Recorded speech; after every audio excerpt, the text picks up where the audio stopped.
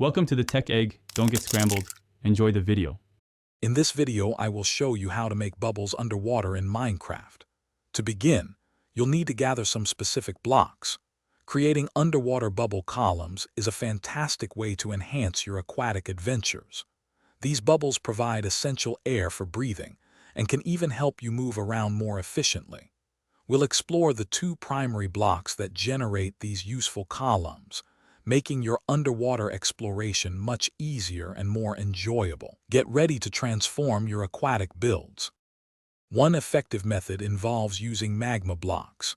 Simply place a magma block on the bottom of any water body.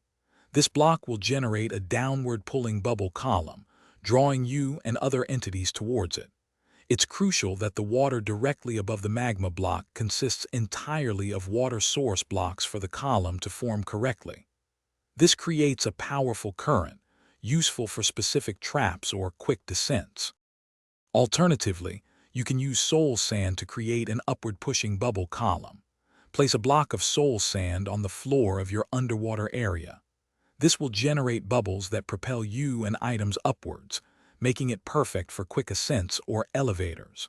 Just like with magma blocks, ensure the water directly above the soul sand is composed of full water source blocks for the column to function properly.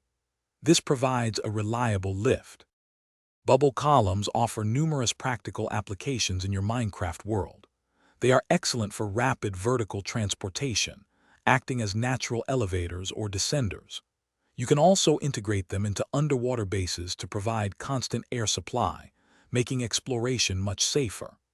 Experiment with combining both magma blocks and soul sand to create complex and dynamic water flows for your unique builds. Enjoy your enhanced underwater experience. Thanks for watching. Consider subscribing if I helped unscramble your problems.